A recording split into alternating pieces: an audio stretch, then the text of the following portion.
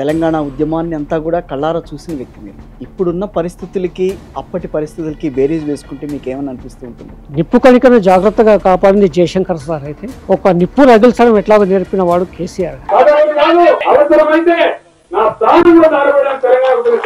అలా సాధించుకున్న తెలంగాణ, కలలుగన్న తెలంగాణ ఇవాళ ఏ రకమైన రూపు దాల్చిందనంటే ఏం చెప్తారు? జయశంకర్ సార్ బతికినంత కాలం చెప్తుండేవారు, తెలంగాణ అధికారం రావడం జరుగుతుంది, కానీ వ్యతిరేక శక్తుల కుట్రలు కొనసాగుతూ ఉంటాయి. తెలంగాణలో అది కేసీఆర్ గారి వల్లే సాధ్యమైంది అని ఇప్పటికీ మనం చెప్పుకోవడానికి కొన్ని కారణాలు ఏమైనా చెప్పగలరా? ఇప్పుడు నేను కొత్తగూడెంలో పనిచేశాను. నేను 46 మంది టీచింగ్ స్టాఫ్ ఉంటే అందులో 5 మాత్రమే తెలంగాణ వాళ్ళు, 41 మంది ఆంధ్ర నుంచి వచ్చారు. 11 రోజుల దీక్ష, ఆ తర్వాత తెలంగాణ ప్రకటన. అసలు ఆ 11 రోజులు ఏం జరిగింది? ఇప్పటి ప్రభుత్వం ఆయన్ని ఖమ్మం తీసుకెళ్ళి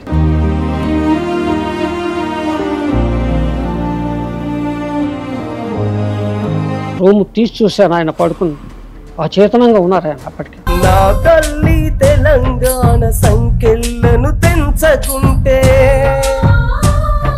సావనైన సత్తగాని దీక్షను విరమించనండు. ఆ దృశ్యం చూస్తే మాత్రం ఎవరికైనా గుండెలు ఆగిపోతాయి.